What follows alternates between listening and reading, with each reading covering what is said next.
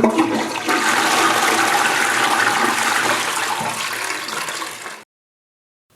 salut tout le monde. Moi j'ai fixé la bobine là. C'est le mieux. Et le diag il est là en fait.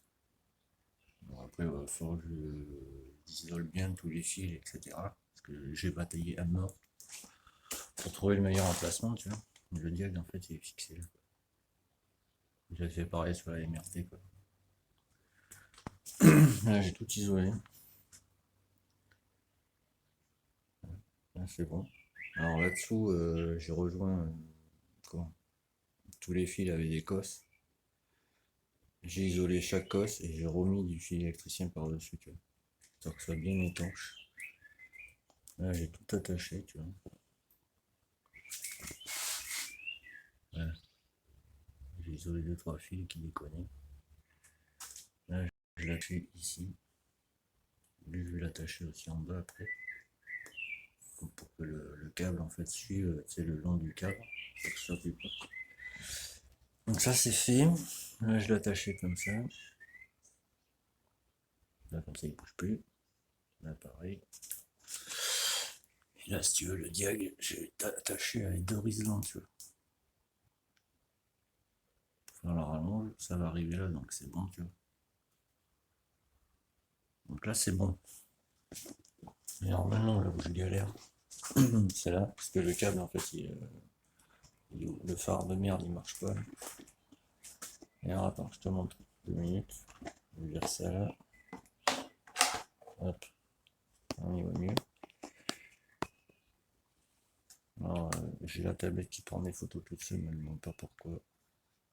Je ne sais pas. Donc du coup, ça, c'est le Neyman, tu vois. Tu comprends ce que l'autre a fait comme micmac, tu vois. Alors que ça servait strictement à rien. Voilà. J'essaie de te montrer au mieux. Il faut que je me dépatouille avec tout ça, tu vois. Voilà. Tu vois, il a repris derrière la cosse. Ça, c'est le coupe-circuit, tu vois. Du faisceau qui arrive ici, tu vois.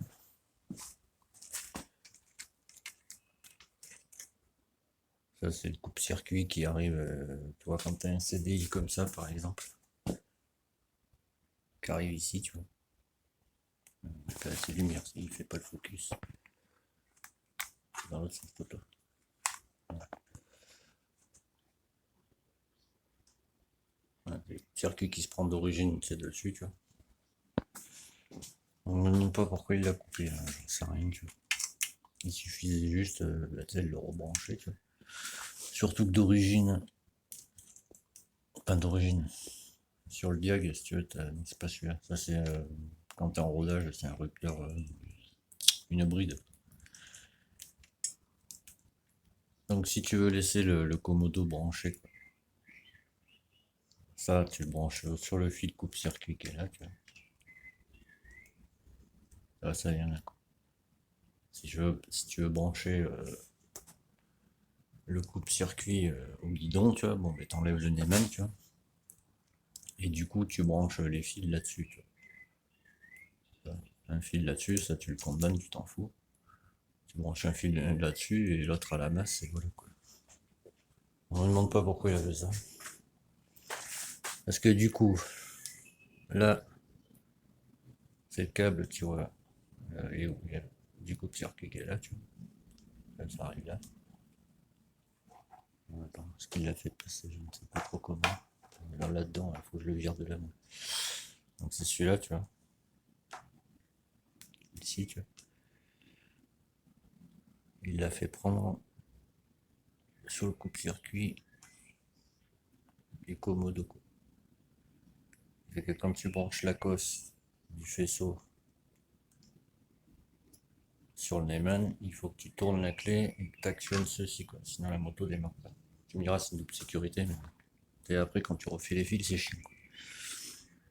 Et là, si tu veux, c'est pas isolé, tu vois. Donc, quand les fils ils se touchent, tu vois, quand tu roules, bon, mais t'as compris quoi. Donc ça, je vais mettre du scotch électricien sur chaque fil. Et après, bon, ben, ça sera isolé, quoi. Tu vois ce que je veux dire? Je sais pas pourquoi il avait ça, ça sert à rien. Et après aussi que j'ai vu. Ah voilà.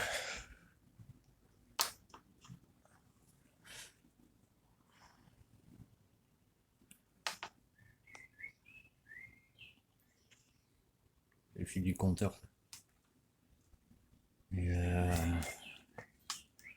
là c'est la grosse prise du compteur, tu sais, qui va clac. Comme sur le derby si tu veux. C'est pareil. Sauf que le derby un peu moins grosse. Quoi. Voilà. Ça c'est les fils de Clio. Bon, c'est encore des causes comme ça, tu sais, ça passe quoi. Je veux dire. Mais faut isoler, faut remettre du scotch par-dessus. Quoi. Faut pas le laisser comme ça, parce que quand tu roules, ça se touche, tu vois. Vu que c'est en fer, pas bon. Quoi. Voilà, donc il me reste ce fil à faire là. Ça, je ne sais plus. Ah oui, ça va avec ça là-bas en dessous. Et après, c'est bon. Ça sera ok. J'ai pas vu le petit Luigi. Voilà. Mais ce phare, si tu veux, c'est de la merde. Donc, je vais essayer d'en trouver un. Tu vois, tu vois, il a été rafistolé, collé. Parce que ça brinque-balle. Donc, c'est normal que mon client, il voyait rien, tu vois. Parce que les deux fils, ils sont où là, tu vois, la gueule des fils, c'est tout rouillé, quoi. Tu branches pas ça, il donne domino, quoi. Donc je vais essayer de trouver un feu additionnel pour le mettre là, tu vois, parce que le gars il a carrément percé, pas mon client, le gars qui lui a vendu la moto, si tu veux. Il a carrément percé là, tu vois. Alors il suffisait juste de le mettre là, tu vois. Ça bouge pas, tu vois. Il n'y a que le bas qui bouge, tu vois. Ça c'est fixe.